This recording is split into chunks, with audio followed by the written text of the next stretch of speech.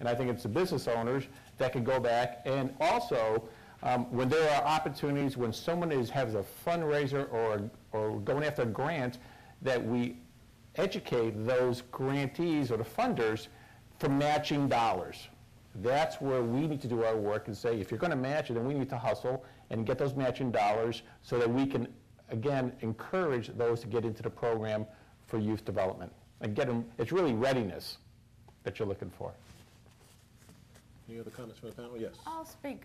You probably have seen in the Plain Dealer yesterday or today that at the community college level in the state of Ohio, the Bill and Melinda Gates Foundation has just contributed over $1 million in terms of funding at different levels and different institutions, trying to address the limitations, educational limitations that our populations have coming in.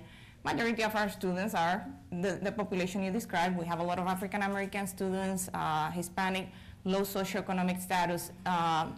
In terms of the state looking at what the needs are, about 5 or 6 community colleges now are going to have funding to try to tackle many of the issues that the populations have coming in.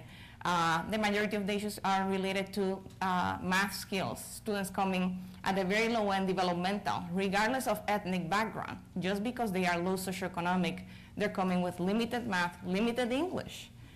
So it's not only Hispanics because of language fluidity at home or lack of speaking the language is happening across the board. So those are really basic things just to get people prepared for the workforce. And at the state level, locally, we have some funding now that is going to help the issue across the board. I'll add to that really quickly. One of the things I think that we need to focus in on is direction. For years, Cleveland has been a manufacturing hub. That is now transforming. We're going into new directions. And if we're going to develop a workforce and really grow that workforce, particularly in the African American, Latino communities, I think that the areas of interest that we can actually guide that workforce in is critical.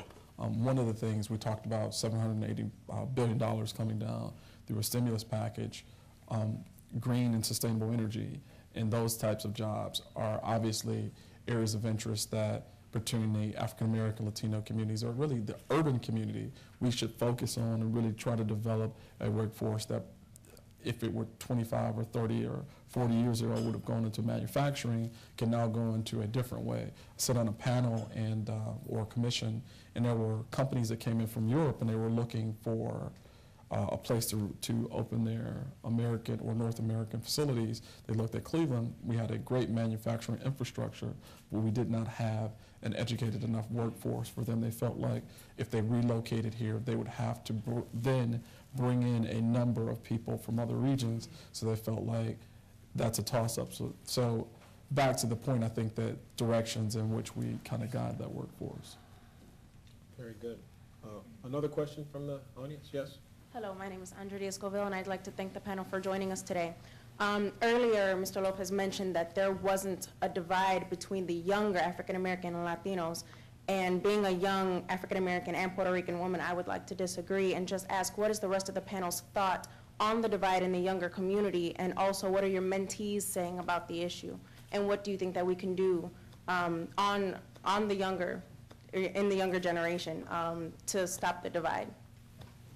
I'll tackle that. Go right ahead, Terry. I would tend to agree and disagree at the same time. I think that if you look at categorically where the African American Latinos have been historically, I think that there was a larger divide. I don't think that so much there. Most of the people in this room who consider younger African American Latinos, I know on a first name basis. I think that as my organization, we've really tried to reach out to provide areas of engagement for African Americans, Latinos, and everybody. But in particular, I think that it's up to the individuals to then reach out when they're at these events or they're at some networking function to really reach out and get to know individuals in the room and not just sit there, hey, how are you doing, and pass a card. But I do think that there is a much better opportunity than it has been in the past. I mean, you know, when I left Cleveland and came back, I think that there are worlds of difference. We are clearly in a global society. We refer to certain look as the global look. and really has to do with multiculturalism. And, you know, we have spoken about black and we have spoken about brown, but we really haven't spoken about kids who are black and brown, or who are, like in my case, white and brown. I have 3 kids, 24, 21, and 18, and I gotta tell you, they were in the Obama camp from the beginning, and there's an absence of racism. There's almost an absence of classism, and in some cases, an absence of sexism. So when I look at the new generation, is really very, very exciting. I don't think it's totally absent, all the ills that we deal with. But I think that there's some very promising signs in terms of multiculturalism. I think that this eclectic group is really exciting. Ray? And just one last note again, I think that is the opportunity. We have segregated ourselves in many respects historically in the younger generation, to the extent that there is an opportunity as a result of like where we've been and where we are going. Can recreate our communities, and it's a real opportunity. But I'm not sure if you guys are thinking about that at all. Barbara? I think there's a natural tendency, particularly for those of us who work in majority work environments, that at the end of the day we retreat back to that which was comfortable to our own communities. And I think that's just a very natural reaction. But being aware of that, I think we have to recognize that there is an opportunity to live differently. And it's really up to you to make some choices about retreat or connections. And I'm very hopeful that your generation will do much better than my generation did. You're not bound down in some of the stereotypical attitudes that I grew up with. So I have great hope that you will do much better about this business than we have. Another question? I see. Hello, my name is Rafael Davila. Excuse me. First of all, thank all of you for being here. Secondly, I think you need to redefine or have corporate America or the United States redefine minority. It doesn't only include African American. You have the Asians, we know the deal. The other thing is that I think it would be sensible to get the Urban League, HBA, all the Hispanic organizations at a table and plan for next year having some type of event excuse me, that will enable all of those directors to recognize what you're trying to accomplish here. And last, Michael Jackson said it. It starts with the man in the mirror. Thank you.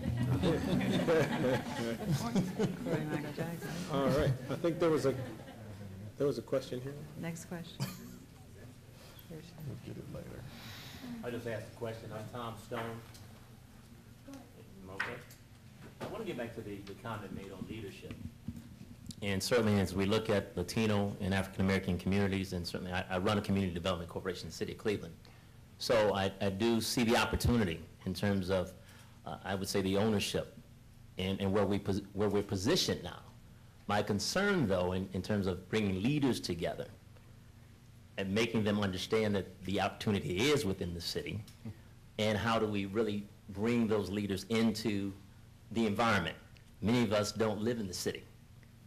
We've gone beyond, and we sort of now distance ourselves from the opportunities. And I travel among different boards, community boards in organizations, and the talented tenth, if you will, are just not there.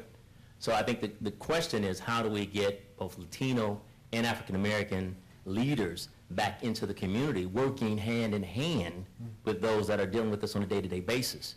Because that's, if you really want to forge alliances, if you really want to see economic development move forward and the political power, then we've got to come together on, I would say, at the grassroots levels. And so I struggle with that. Again, I know the challenge that others will have in terms of you're the only person being seen out there, but I would say that we have to be more proactive and say, I'm going back. I'm going to forge my way back into these communities and see the need and address it.